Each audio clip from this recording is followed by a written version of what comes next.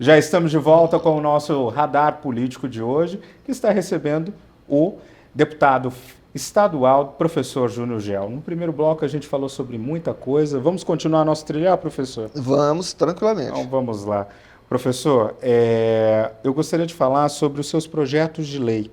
O senhor foi o parlamentar que mais apresentou emendas à LDO do ano passado, né? A Lei de Diretrizes Orçamentárias, a nossa LDO. Foram mais de 40, sendo 29, uma maioria até delas aprovadas. Quais dessas emendas o senhor considera como a mais importante e que tem um impacto no dia a dia, amanhã, do tocantinense? Olha, dentre as emendas, é difícil você falar de uma só, certo, que foram apresentadas, mas a estruturação física, tanto de prédios da segurança pública, como da saúde, como da educação, isso aí impacta dia a dia o cidadão que vai ser atendido, certo? Quando eu falo estruturação física, não é só o prédio, não é só ampliação de prédio para melhorar o atendimento ou trazer algum conforto, mas até em relação à tecnologia, à internet, a computadores, para você trazer celeridade no atendimento e solução mais prática do problema. Mas, além disso, tivemos emenda também em relação a concursos públicos. Aí fala assim, mas por que você defende concurso público? Por um motivo simples. Como é que o governo do estado, você é governador, aí você precisa capacitar os servidores, e você vai capacitar os servidores, sendo que metade dos servidores são contratados, aí você capacita um servidor que está hoje e amanhã ele não está mais no serviço público, você jogou dinheiro fora. O servidor efetivo, uma vez capacitado, permanece a prestação de serviço com a capacidade, com o investimento na capacidade dele, na qualificação dele, dentro do serviço público, com a qualidade do serviço sendo prestado. Posso fazer um adendo? Claro. Vamos, lógico, a emenda é lógica, ela segue uma lógica. Mas e o capital eleitoral diante disso? Você está falando de um grande número de pessoas que trabalham no Estado e até mesmo no município que são contratos. O senhor não tem receio desse tipo de discussão? Receio nenhum. Eu quero que o cidadão, hoje contratado, que vive num curral eleitoral, que não pode questionar, que tem que ficar se humilhando todo ano para renovar esse contrato, eu quero que ele tenha a oportunidade de ser efetivado. Agora, como é que ele vai ter oportunidade de ser efetivado se concursos aqui da saúde e da educação demora 10, 11, 12 anos para ser realizado? Então, nós precisamos dar oportunidade para as pessoas. Não temos que fazer com que o curral eleitoral se mantenha. Isso aí, já passou há muito tempo. Nós precisamos que virar a página. Nós temos que pensar do ponto de vista de gestão. Agora, para o Estado, eu entendo. Para o Estado é muito melhor manter o curral eleitoral, manter o cidadão se humilhando, lembrar ele todo ano que ele precisa daquele contratinho, e um contrato onde muitas vezes é mal remunerado. Eu falo mal remunerado por quê? Porque você pega na educação você tem um piso do magistério, que é para quem não tem formação superior, certo? Os contratados de nível superior sequer recebiam o valor do piso. Enquanto que na saúde isso já foi corrigido. Na saúde, o contratado, pela mesma função, ele recebe o mesmo valor do salário inicial do concursado.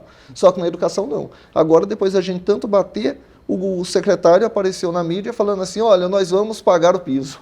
Sim, vai pagar o piso, mas ainda vai pagar 20% a menos do que recebe o salário inicial do concursado. Vai pagar um piso, mas as gratificações do efetivo existem do contratado não exercendo a mesma função. Por que essa diferenciação? Por que esse preconceito? Por que o tratamento diferente de quem é igual? Então, nós precisamos promover investimento no serviço público. E o investimento no serviço público se faz presente também quando você valoriza o servidor, quando você investe em infraestrutura, quando você dá condições de trabalho para ele. Você analisa comigo, André, em relação a médico. Hoje, muita gente se forma em medicina e você vai ser melhor remunerado, quanto pior ou mais distante for a região que você vai trabalhar.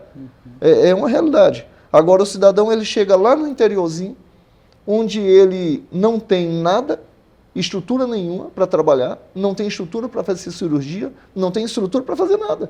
Ele fala assim, eu estou aqui só por causa da remuneração. Eu quero ajudar as pessoas, mas eu não tenho condição. É a mesma coisa que ocorre em alguns casos com o serviço público. O policial fala assim, olha, eu estou aqui querendo trabalhar, mas falta viatura. Eu estou aqui querendo trabalhar, mas falta efetivo. Liga no 190, o 190 normalmente não funciona como deveria, e esse é um problema que nós temos no estado de Tocantins, certo? Por falta de investimento. E você, ainda assim, se estivesse funcionando plenamente o 190, liga no 190, tá, eu sei da demanda, eu sei de um assalto, eu sei disso, mas eu não tenho viatura para mandar, porque o efetivo de policiais militares hoje no Tocantins está 40% do que é exigido em lei. Daí a necessidade de concurso público. Entendo. Vamos continuar falando sobre as medidas e principalmente as políticas. O senhor criou leis importantes, né, como reconhecer a fibromialgia como uma deficiência, né, e criou também políticas de saúde mental para os agentes de segurança.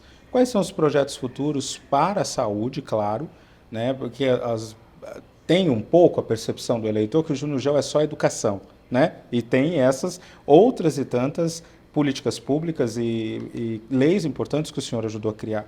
Quais são os planos para o futuro para a saúde, mas principalmente, deputado, para a segurança pública, não só para os agentes, não só para os servidores, visto no Jornal da Rede, toda semana a gente dá uma notícia de um assassinato de extrema violência no interior. Teve um caso em Guaraí, esses tempos atrás, que desceu da moto e deu 3 tiros num jovem, num adolescente de 16 anos. Ou seja, o crime organizado, a violência em si, a violência brutal que grandes capitais, inclusive a nossa, já tem, já está sendo alastrada para o interior também. O que o senhor pensa e o que o senhor vai agir contra isso? Onde não tem o gato, o rato faz a festa. Hoje nós temos mais de 50% dos municípios sem um policial sequer. E os municípios que têm policiais, como no caso de Guaraí, você não tem o efetivo necessário. Porque parte daqueles policiais, você pega núcleos de Guaraí, de Porto Nacional, eles têm destacamentos para o interior. E boa parte desses destacamentos foram fechados, que são locais onde ficam alguns policiais num sistema de rotatividade. Foram fechados, certo? Então, é necessário, volto a afirmar, concurso público para a segurança pública. É necessário investimento em infraestrutura para que tenham condições de trabalho.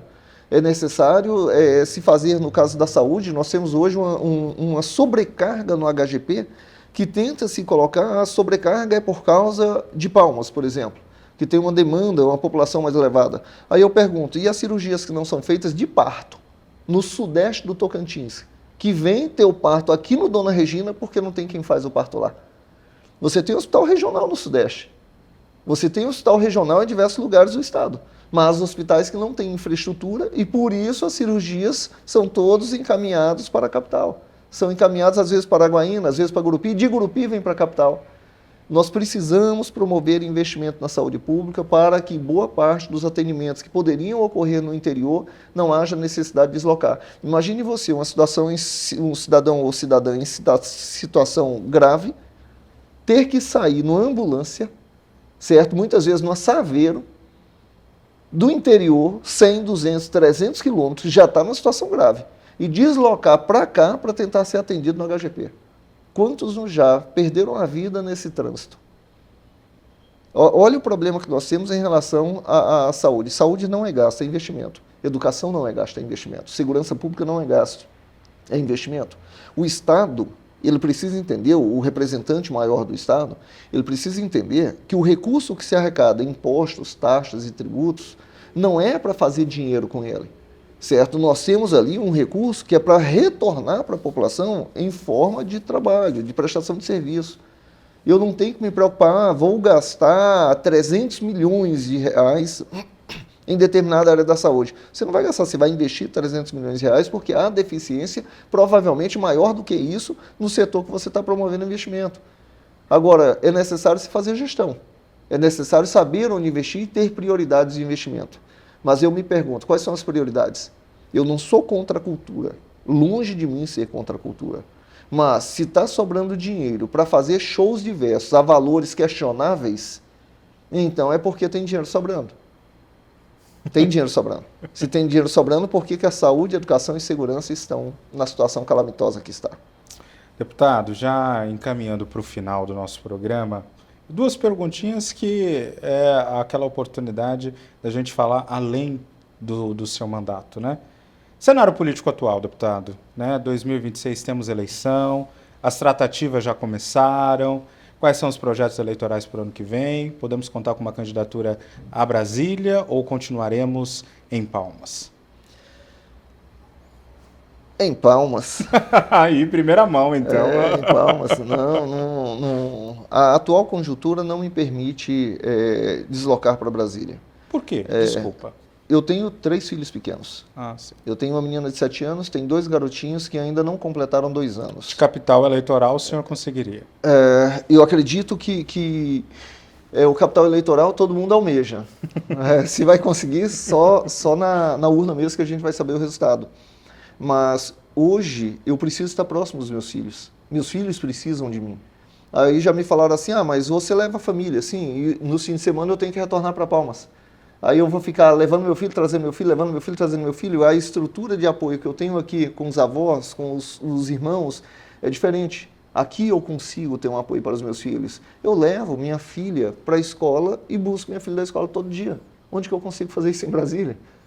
Eu estou presente na educação dos meus filhos no dia a dia. Eu converso com minha filha de 7 anos, coisas que acontecem com ela no dia a dia, que eu não teria essa oportunidade em outro lugar. A política ela é muito importante, mas a família tem que estar à frente. Porque se eu não cuido da minha família, como é que eu vou cuidar da família e da população? Da sociedade tocantinense? Então, eu tenho que entender que o cuidado que eu tenho com minha família, eu tenho que ter esse mesmo cuidado, ou talvez ainda maior, com as pessoas que mais precisam no Estado. É um sonho adiado, então, um projeto adiado. Na realidade, eu diria que eu sonho em ser bem representado. Eu sonho em ser bem representado. E preciso apoiar pessoas que têm um pensamento semelhante ao meu para que nós possamos ser melhor representados a nível de Estado. Seja para cargos em Brasília, seja para cargos aqui no Estado de Tocantins. Nós precisamos nos preocupar não no próprio umbigo, mas de forma coletiva. Porque tem muita gente que, infelizmente, ainda hoje, eu gostaria de te apoiar, mas eu vou apoiar fulano porque prometeu emprego, porque me deu isso, me deu aquilo. Enquanto nós tivermos pessoas que pensam assim, nós seremos representantes que são desse nível. Certo? O deputado, o senador, ele é o reflexo da população que se tem. Então, quando você vê uma corrupção existindo nos nossos representantes, você pode ter certeza, é porque nós temos eleitores corruptos que colocaram esses representantes lá. Deputado, pensando em toda a sua trajetória, né? 1 minuto, por favor, que a gente já está estourando o nosso tempo.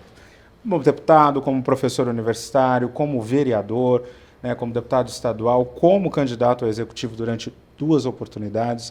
Em breves palavras, qual é o seu mais profundo desejo para todos os tocantinenses? Que nós tenhamos um Estado limpo, que nós tenhamos bons representantes. Eu falo bons representantes, não é representante bonzinho. Eu quero aquele que de fato faça a diferença. Que nós venhamos aproveitar que o ano eleitoral se aproxima e venhamos a estudar melhor quem são os candidatos e se de fato o que ele pensa, o que ele faz, o seu histórico precede. Pesquisa a respeito dele. Se de fato ele e os princípios que ele carrega representam os princípios que nós defendemos. Se você que está me assistindo agora, se você começar a pensar de forma coletiva e não simplesmente na promessa de contrato ou manutenção de contrato, ou no que você vai ganhar em troca do voto, se você pensa de forma coletiva, você pode ter certeza, você vai ter uma saúde que funciona, uma educação que funciona, uma segurança pública que funciona. E isso, de fato, é o que mais importa para todos nós. E não o que você vai ganhar no período eleitoral, porque o que você ganha no período eleitoral não transforma a sua vida. O investimento a nível de Estado pode fazer a diferença. É isso que eu peço, sabedoria. Peça a Deus para orientar sua mente nesse momento e você apoiar quem de fato te representa. Bem, esse foi o Radar Político de hoje, que recebeu aqui o professor deputado Júnior Gel. No próximo programa, a gente vem com mais um político, sempre no epicentro do poder do Tocantins. Muito obrigado, até a próxima.